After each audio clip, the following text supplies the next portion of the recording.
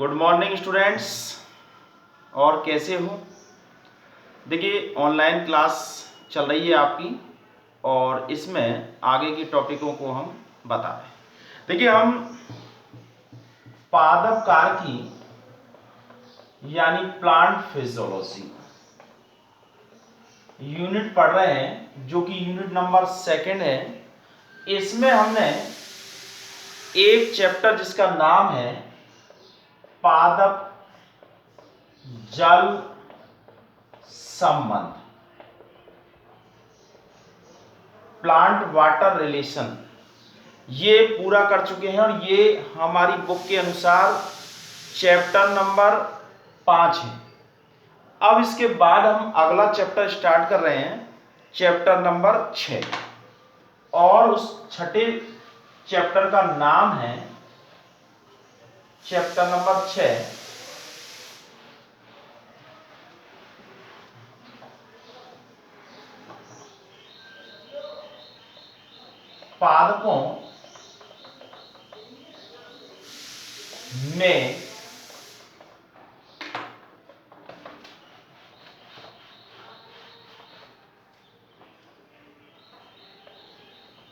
पादपों में जल अवशोषण एवं रसारोहण, ये इस चैप्टर का नाम है। देखिए इस चैप्टर में दो टॉपिक हैं या दो चीजें पढ़नी हमें। एक तो है पादपों में जल का अवशोषण और दूसरा पढ़ना है रसारोहण। देखिए अवशोषण, पादपों में जल का अवशोषण कैसे होता है, ठीक है। तो सबसे पहली बात हम करें कि देखिए पादपों का शरीर कोशिकाओं से बना होता है, कोशिका का बना होता है। और कोशिका में देखिए कोशिका जो होती है इसमें जो प्रमुख घटक है, कोशिका में जीव द्रव होता है, कोशिका में जीव द्रव होता है जिसका प्रमुख घटक जल होता है। यानी हम यहां इंपॉर्टेंस ऑफ वाटर, पादप में जल का महत्व। तो देखिए पादपों का शरीर कोशिकाओं से बना होता है, कोशिका में जीव द्रव होता है जिसका मुख्य घटक क्या होता है, जल होता है। साथ में सभी जैविक क्रियाओं के लिए, सभी जैविक क्रियाओं के लिए जल की आवश्यकता होती है।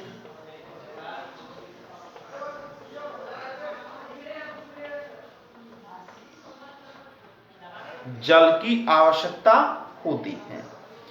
और देखिए जल जो है ये कोशिका के अंदर अनेक कार्बनिक पदार्थों को घोलने का कार्य करता है और जल के माध्यम से ही पौधों के अंदर पदार्थ एक स्थान से दूसरे स्थान तक पहुंचते हैं, ठीक है। अब पौधों में जल की जो पूर्ति होती है, जल की पूर्ति, अब पादपों में जल की पूर्ति जो है ये बरसात के जल के द्वारा होती है, या यूं कह सकते हैं मृदा जल की पूर्ति मृदा जल से होती है, मृदा जल। और मृदा जल में जो जल का मुख्य स्रोत है वो है वर्षा, अर्थात जल बरसात के द्वारा मृदा में आता है। और इस मिट्टी के अंदर जो जल होता है, ये जल विभिन्न रूपों के रूप में पाया जाता है, जिसका मुख्य स्रोत तो बरसात है, लेकिन ये जल जो है वो विभिन्न रूपों में परिवर्तित हो जाता है, अर्थात जल के प्रकार बन जाते हैं। तो मृदा के अंदर जल किस किस रूप में होता है, यानी इसका कौन कौन सा प्रकार है। देखिए, मृदा में जल के प्रकारों में, या यूं कह सकते हैं मृदा जल के प्रकार,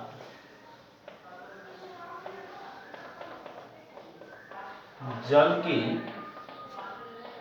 प्रकार। देखिए, मृदा में जल एक तो होता है अपवाहित जल, अपवाहित जल, अपवाहित जल।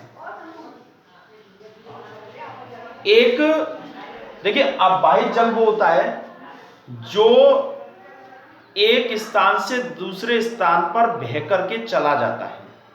तो ऐसा जल, जैसे बरसात का जल जो पहाड़ी क्षेत्रों पर गिरता है, वो बह करके और दूसरे स्थानों पर, जैसे कह सकते हैं समुद्रों में, तालाबों में, नदियों में चला जाता है, तो वो जल कहलाता है अपवाहित जल।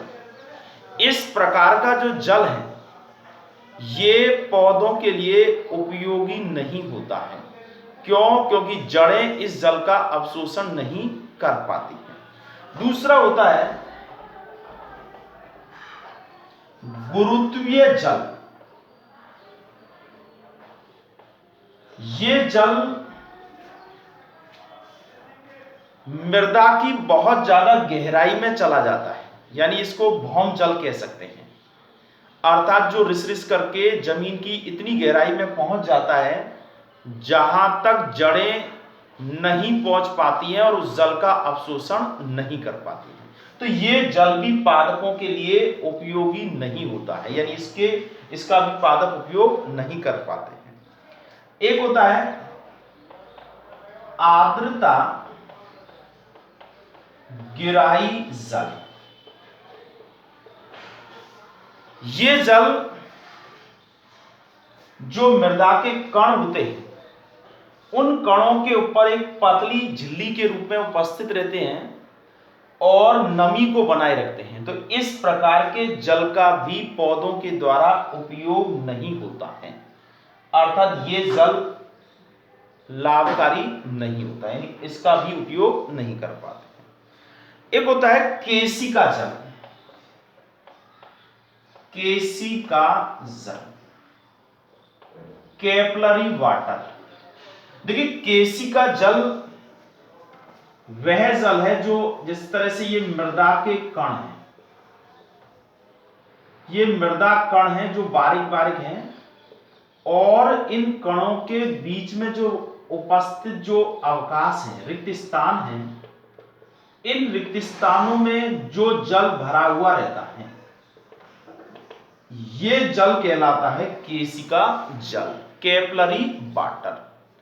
और पादप इस जल का ही अवशोषण करते हैं, अर्थात हम कह सकते हैं कि मृदा के अंदर उपस्थित जो जल है, जो कि विभिन्न रूपों में होता है, अपवाहित जल, गुरुत्वीय जल, आर्द्रता ग्रही जल, केशिका जल, इन सभी जलों में से पादप जिस जल का उपयोग करते हैं वो कौन सा जल है? केशिका जल है, अर्थात इसको पौधे आसानी से अवशोषित कर लेते हैं। ठीक है, अब बात यह आती है कि हमने पढ़ा कि पादपों में जल का क्या महत्व है, यानी पादप जैविक क्रियाओं के लिए, कार्बनिक पदार्थों के एक भाग से दूसरे भाग तक स्थानांतरण के लिए, जीव द्रव के निर्माण के लिए, इन सब के लिए जल की आवश्यकता होती है। और जल का मुख्य स्रोत मृदा जल है, और मृदा जल में जल का आना या जल की जो आपूर्ति है वो वर्षा जल के रूप में होती है। और वर्षा का जो जल है वो विभिन्न रूपों में परिवर्तित हो जाता है, और उन रूपों में सबसे ज्यादा जिस जल का उपयोग पौधे कर पाते हैं वो है केशिका जल। और केशिका जल का मतलब होता है कि ये जो मृदा के कण हैं, इन कणों के मध्य जो रिक्त स्थान है, उस रिक्त स्थान के अंदर उपस्थित जल कहलाता है केशिका जल, और यही पादपों के लिए उपयोगी होता है। देखिए कई बार प्रश्न पूछा गया है कि पादपों के लिए या पादप किस जल का सबसे ज्यादा उपयोग करते हैं या अवशोषण करते हैं, तो उसमें आपको बताना है कौन सा जल, केशिका जल। ठीक है, अब हम बात करेंगे पादपों में जल अवशोषण किस अंगों के द्वारा किया जाता है। तो जल अवशोषण करने वाले अंग,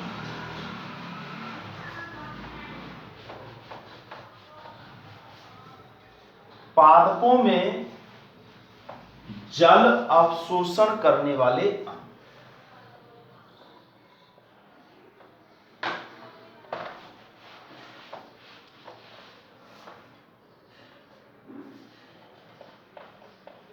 पादपों में जल अवशोषण करने वाले अंग, यानी पादपों में कौन कौन से अंग हैं जो जल का अवशोषण करते हैं। ठीक है, देखिए पादपों में जल अवशोषण करने वाले अंग, यानी कौन कौन से अंग हैं जो जल का अवशोषण करते हैं। पादपों में, एक बार दोबारा से लिख देते हैं, ये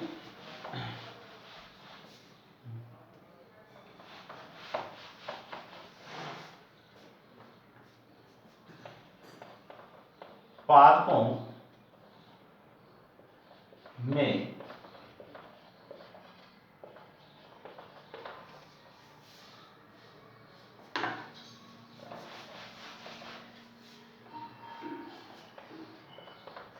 पादपों में जल अवशोषण करने वाले अंग। देखिए पादपों में जल का अवशोषण किस अंग के द्वारा किया जाता है। तो देखिए निम्न श्रेणी के जो पादप हैं, निम्न श्रेणी के पादप, अब निम्न श्रेणी के पादप जो है जैसे शैवाल है, कवक है, ये निम्न श्रेणी के पादप होते हैं क्योंकि इनके शरीर का संगठन एक प्रकार से जड़ तना पत्तियों के रूप में नहीं होता है। तो शैवाल और कवक, इनमें शरीर की सभी कोशिकाएं जल का अवशोषण करती है, यानी निम्न श्रेणी के जो पादप होते हैं शैवाल और कवक, इनमें जल का अवशोषण संपूर्ण शरीर की कोशिकाओं से किया जाता है। जबकि एक होते ब्रायोफाइट्स, ब्रायोफाइट्स मतलब ब्रायोफाइटा पादप, ब्रायोफाइटा वर्ग के पादप, इन पादपों में एक जड़ जैसी संरचना का विकास हो जाता है लेकिन जड़ नहीं होती है। उस संरचना को हम कहते हैं मूलाभास, मूलाभास या राइजॉइड्स। इन राइजॉइड्सों के द्वारा जल का अवशोषण होता है। लेकिन जो उच्च वर्ग के पादप हैं,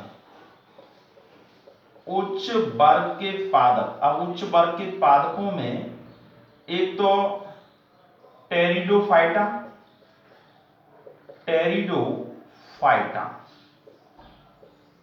जिसको टेरिडोफाइट्स कह सकते हैं पादपों को। एक होते हैं जिम्नोस्पर्म, यानी अनावृत बीजी पादप, और एक होते हैं एंजियोस्पर्म यानी आवृत बीजी पादप, जो कि पूर्ण विकसित पादप है। देखिए उच्च वर्ग के पादप इसलिए कहा गया है क्योंकि इनमें जड़, तना और पत्तियां होती हैं।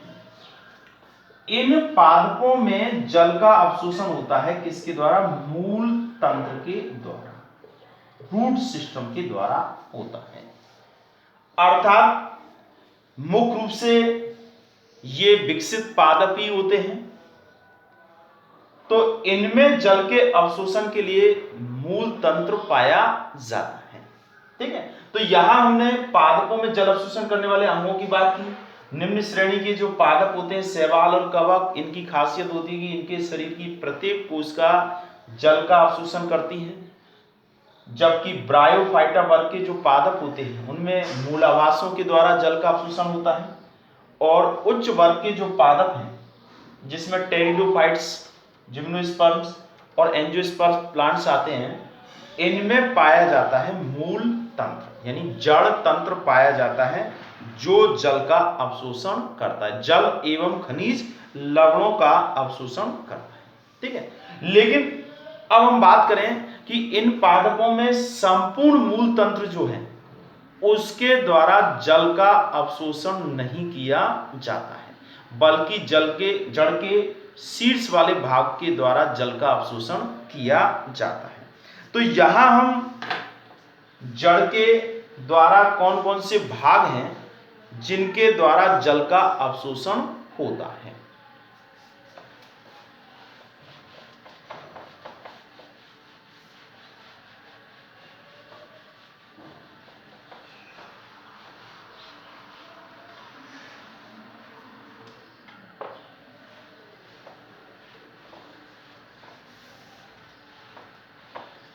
देखिए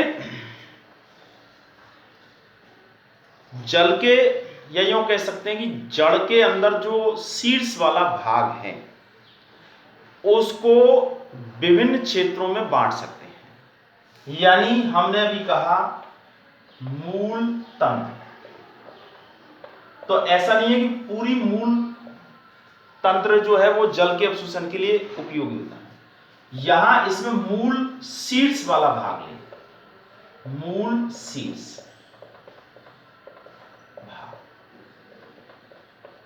जो कि जल का अवशोषण कार्य करता है। तो यहां मूल शीर्ष के विभिन्न क्षेत्र, यानी इस मूल शीर्ष को विभिन्न क्षेत्रों में बांट सकते हैं उनके अंदर पाए जाने वाले गुणों के आधार पर।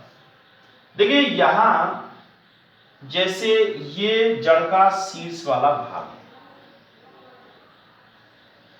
यानी मूल शीर्ष वाला भाग, इस भाग में ये जो सबसे आगे का भाग है, यहां पर कोशिकाएं छोटे आकार की होती हैं और ऐसी कोशिकाएं होती हैं जो लगातार विभाजन करती रहती हैं, इस तरह छोटे छोटे आकार की।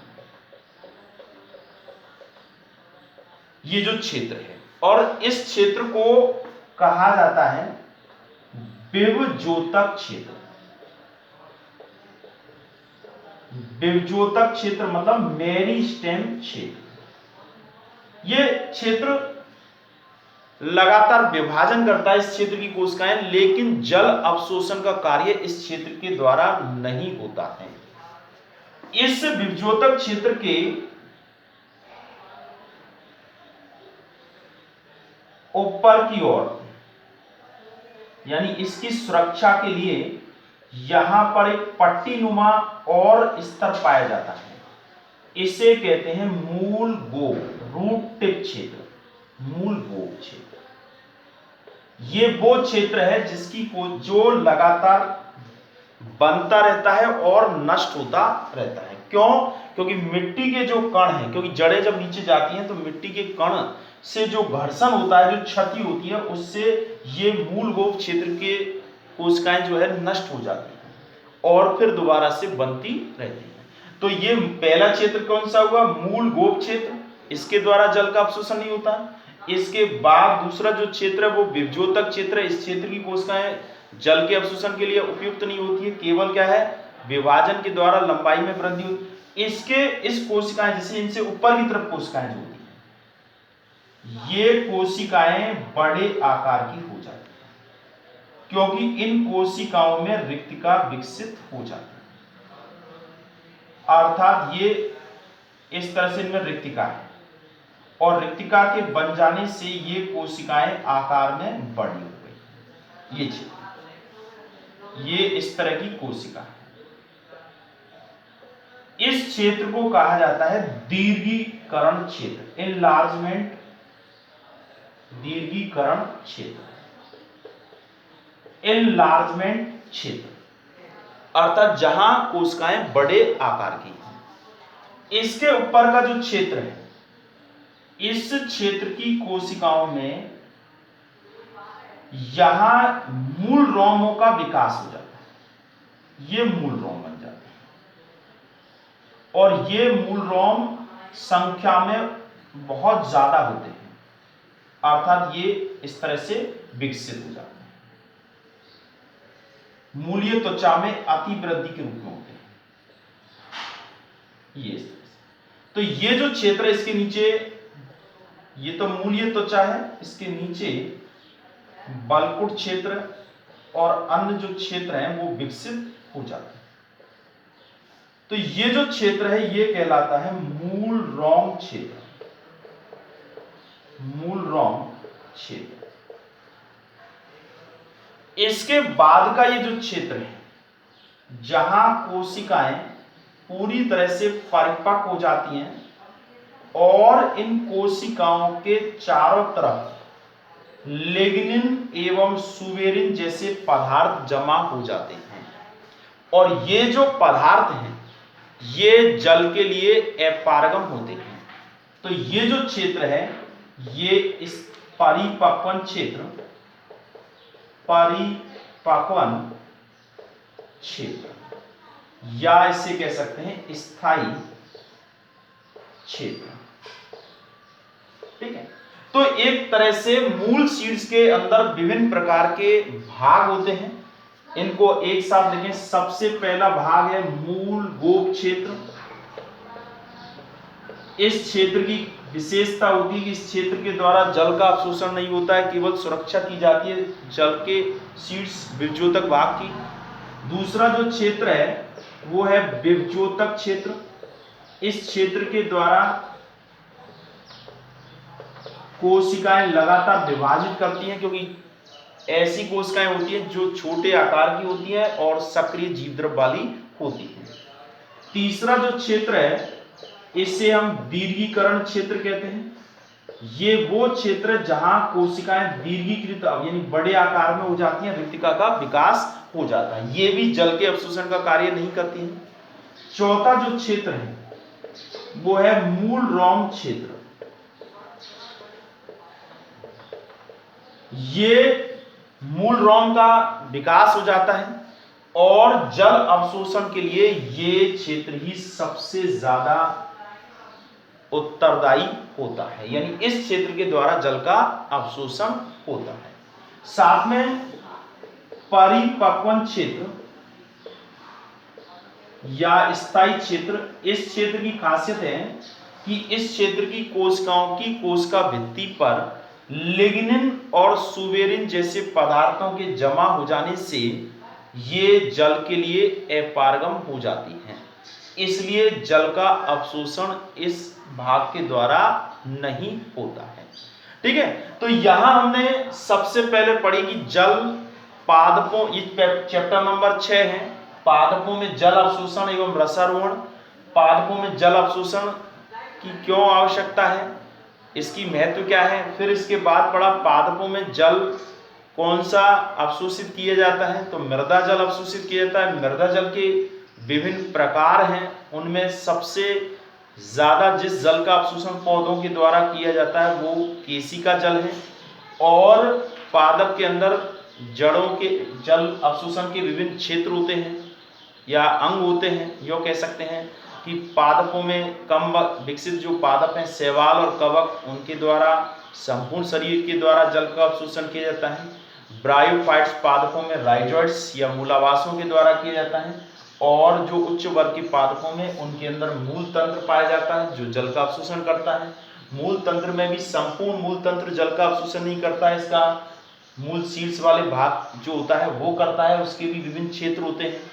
इनमें एक तो होता है मूलगोप क्षेत्र, विभ्योतक क्षेत्र, दीर्घकर्ण क्षेत्र, मूलरोम क्षेत्र। तो इनमें जो जल का अवशोषण जो मुख्य रूप से किया जाता है वो किसके द्वारा किया जाता है? मूलरोम क्षेत्र के द्वारा किया जाता है। ठीक है, अब हम बात ये मूल शीर्ष की संरचना है जो कि कई बार पूछी गई है। 3 नंबर के प्रश्न में पूछी जाती है कि कौन कौन से भाग होते हैं और एक नामांकित चित्र बनाइए और प्रत्येक भाग की अपनी अपनी विशेषताएं बताइए। साथ में ये भी बताइए कि किस क्षेत्र के द्वारा पौधे जल का अवशोषण करते हैं।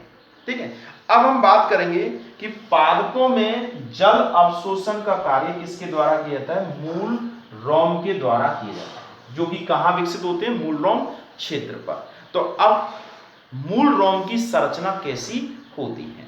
ठीक है, तो अगले लेसन में हम बताएंगे मूल रोम की संरचना कैसी होती है और मूल रोम से जल का अवशोषण होकर के जाइलम तक किस प्रकार से पहुंचता है। ठीक है, तो आज हमने नया चैप्टर स्टार्ट किया है, उसकी कुछ बातों पर हमने डिस्कस किया है, आप लोग समझ गए होंगे। ठीक है, तो अब अगले लेसन